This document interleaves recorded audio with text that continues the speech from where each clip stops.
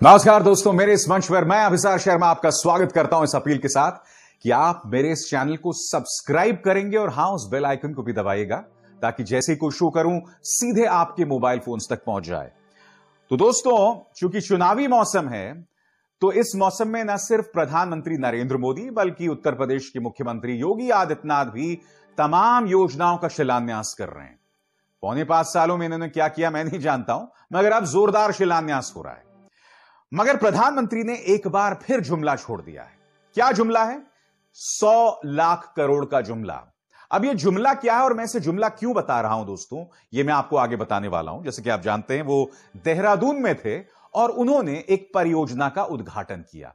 और इस मौके पर, जबकि वो एक ऐसी परियोजना का उद्घाटन कर रहे हैं जिसका ताल्लुक लोगों से है, वो राजनीति से बाज नहीं आए। सबसे पहले वो जुमला क्या है दोस्तों 100 लाख करोड़ का, मैं आपको बताना चाहता हूं। प्रधानमंत्री ने क्या कहा? आज भारत आधुनिक इंफ्रास्ट्रक्चर पर 100 लाख करोड़ रुपए से अधिक के निवेश के इरादे से आगे बढ़ रहा है। आज भारत की नीति गतिशक्ति की है, दोगुनी तीन गुनी तेजी से काम करने की है। 100 लाख करोड़, यह आपको सुना सुना नहीं लगता दोस्तों? क्या आप जानते हैं दोस्तों, पिछले 15 अगस्त के संबोधनों में इसी 100 लाख करोड़ का जिक्र किया गया है, बार बार, यानी कि देश की जनता को एक जुमला जो है वो पुरस्कार के तौर पे, तोहफे के तौर पर पिछले 3-4 सालों से दिया जा रहा है। अगर आपको मुझ पे विश्वास नहीं है तो सुनिए प्रधानमंत्री ने यह 100 लाख करोड़ का जुमला कितनी बार छेड़ा है।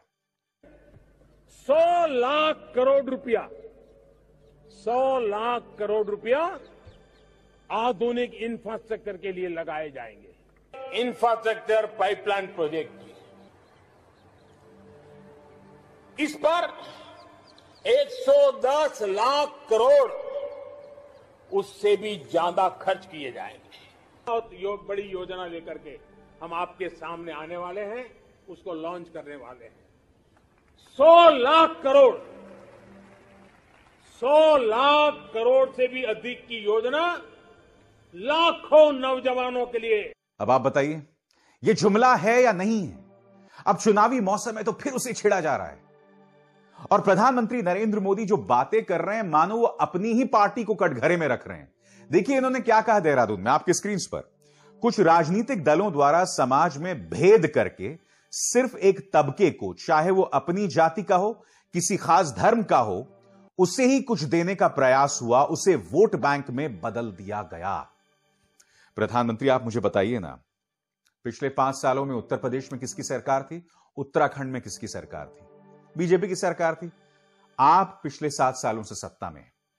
इन 2 शहरों पर गौर कीजिए, मुख्यमंत्री आदित्यनाथ और राज्य के उप मुख्यमंत्री केशव प्रसाद मौर्य। मथुरा में नए सिरे से तनाव है। हिंदुत्ववादी संगठन जो हैं शाही ईदगाह में कृष्ण की मूर्तियां जो हैं वो जो हैं वहां पर लगाना चाहते हैं।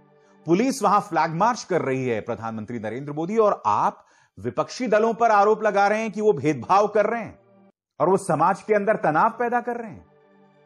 और आपके अपने मुख्यमंत्री उत्तर प्रदेश के योगी आदित्यनाथ क्या कर रहे हैं मुझे बताइए ना।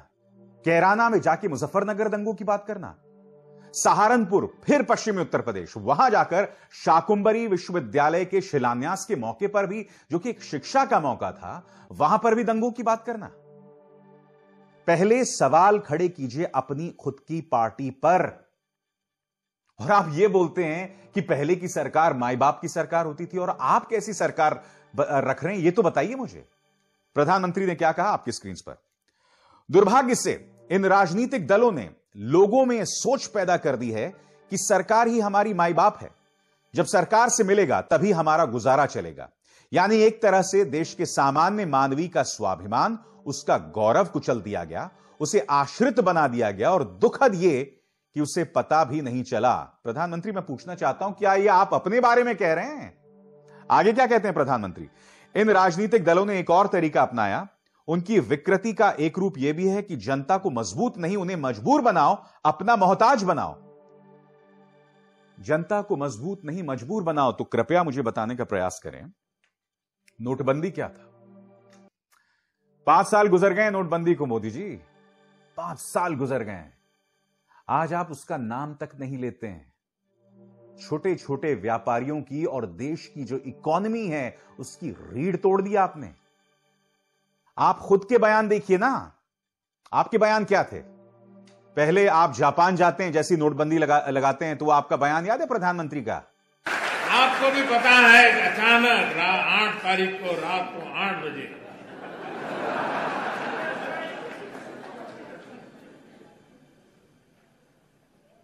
500 और 1000 की नोट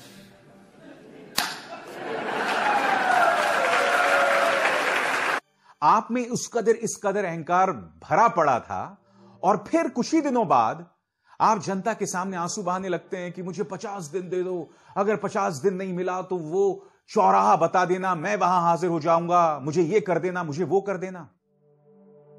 आपने देश की जनता को जो वादा किया था वो कहां गए तमाम वादे? और आप कह रहे हैं कि विपक्ष जो है वो जनता को मजबूर बनाता था। यह बताइए ना, नोटबंदी के नाम पर आपने क्या किया और जवाबदेही कहां है, मुझे बताइए आपकी सरकार की। 5 साल गुजर गए और इस 5वें साल के पूरे होने पर आपकी पॉलिटिकल पार्टी की तरफ से एक बयान नहीं आया नोटबंदी पर। और आप विपक्ष पर आरोप लगा रहे हैं कि वो लोग जो हैं जनता को मजबूर बना रहे हैं। आप विपक्ष पर यह आरोप लगा रहे हैं कि उन्होंने लोगों में ऐसी सोच पैदा कर दी कि सरकार ही हमारी माई बाप है। इस चेहरे पर गौर कीजिए, आपके अपने गृह राज्य मंत्री अजय मिश्रा, उनके बेटे मोनू मिश्रा ने हमारे 4 किसानों को रौंद कर मार डाला। आज तक उन्हें आपने अपने पद से नहीं हटाया है, आज तक नहीं हटाया है। मैं नहीं जानता हूं कि मोनू मिश्रा को जेल के अंदर किस तरह की सुविधाएं मिल रही हैं। यहां तो लोगों को मार डाल दिया जाता है साहब, और कोई जवाबदेही नहीं। और आप कहते हैं कि विपक्ष जो है उसने जनता को इतना मजबूर किया। यहां तो जनता पर अत्याचार हो रहा है साहब। और सबसे बड़ी बात, जब संसद के अंदर सरकार से यह पूछा जाता है कि भाई कितने किसान मारे गए और फिर आप उन्हें मुआवजा देंगे या नहीं देंगे, तो आपकी सरकार कहती कि हमारे पास कोई आंकड़ा नहीं है, और चूंकि हमारे पास आंकड़ा नहीं है तो हम उन्हें कोई मुआवजा नहीं देंगे। जबकि आप जानते हैं राहुल गांधी ने बाकायदा प्रेस कॉन्फ्रेंस किया था और ये देखिए वो दिखा रहे थे पर्चे, 500 लोगों की लिस्ट बता रहे थे कि हमने इन 500 लोगों को जो है मुआवजा दिया है। आपकी सरकार जो पेगासस के जरिए लोगों पर निगाह रखती है, किसानों की जासूसी करती है, हजारों केसेस उन पर कर देती है, आप कहते हैं कि आपके पास कोई आंकड़ा नहीं है। और फिर आप विपक्ष पर आरोप लगाते हैं कि उन्होंने जनता को मजबूर बनाया, मजबूत नहीं बनाया। उन्होंने जनता में ऐसी सोच भर दी कि वो सरकार को देख के कहते हैं ये हमारी माई बाप सरकार है। अरे आपकी सरकार तो जनता की माई बाप भी ना बन सकी। ये तमाम मिसाल आपके सामने जनता पर जुल्म करने के प्रधानमंत्री। और ये जुमले लगातार बढ़ते जाएंगे क्योंकि चुनावों का मौसम है और इस मौसम पे तो आप जानते ही हैं, जुमले जो हैं वो 10 गुना हो जाते हैं। खैर, मगर इस मंच पर मैं आपके सामने इसी तरह से बेबाकी से तमाम सवाल लाते रहूंगा क्योंकि ये मंच आपका है, आपके मुद्दों का है और उससे मैं पीछे नहीं हटने वाला हूं। नमस्कार।